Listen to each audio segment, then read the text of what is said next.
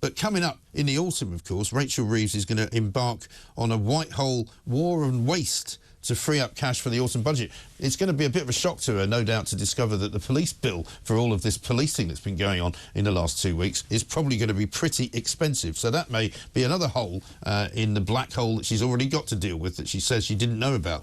But she wants to do, apparently, what we've been suggesting that she do for a long time, which is to crack down on benefit fraud. Let's talk now to our man at the Taxpayers Alliance, of course, and find out precisely what it is that she's got planned.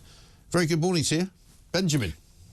Good morning, Mike. Thanks for having me on. Thanks very much for talking to us. I mean, Rachel Reeves has got quite a few problems looming, hasn't she? Because she's got not only the bill which is coming in for all of the public sector pay rises that she wants to hand out, she's now saying that she wants to try and cut down on benefit fraud. But that's always been historically difficult to do, even though people like me always say that they should do it. They always go, oh, it's easier just to pay people who are fraudulent than it is to try and crack down on them because it's more expensive. Yeah, I mean, you're absolutely right. Look, since taking office, the government have made a series of spending commitments, whether that's £8 billion for GB Energy or, like you rightly say, the public sector pay rises. We're talking about in the region of £9 billion for that, as well as this sort of £22 billion black hole that the government claimed to have found. I mean, this commitment is certainly welcome to see the government actually taking the issue of fraud seriously. But this comes 2 weeks after the DWP essentially raised the white flag on this issue and said that they expect fraud to go up every single year. Right. Yeah, and I mean, the thing is, they always make the most ridiculous claim in government, don't they? Where they say, well, if we had to bring in a squad of people to counter the fraud, it would end up costing more money than the actual fraud. Yeah, that's absolutely correct. You know, we have seen fraud rise over the last few years in particular. But in terms of sort of bringing new people in, the government haven't shied away from doing that recently. Yeah. Between 2016 and 2023, the civil service grew by 100,000. Now, OK, there were certain issues to deal with during that time, but the numbers haven't come back down post-pandemic. And indeed, the government abandoned that idea just, I believe it was last week, they scrapped that plan.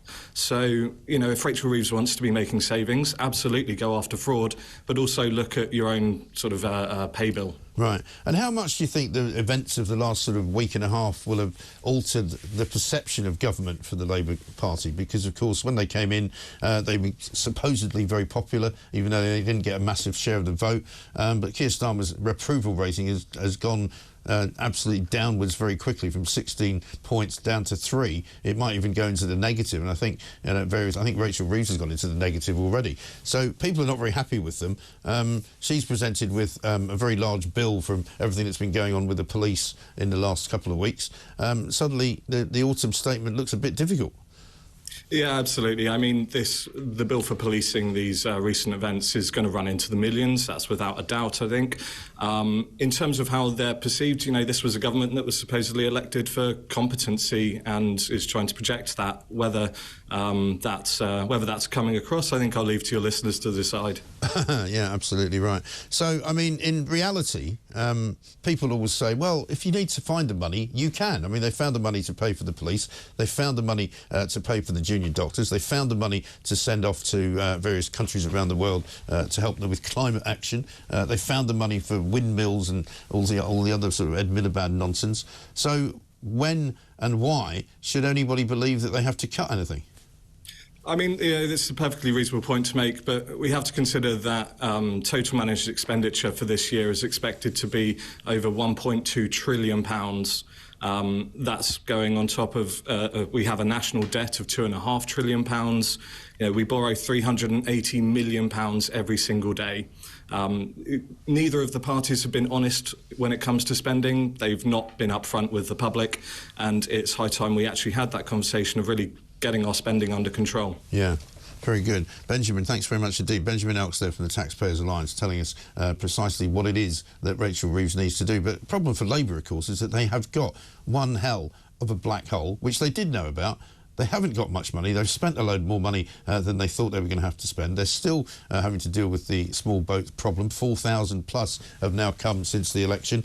And, of course, all of the riots have not been easy to police without a load more money being spent.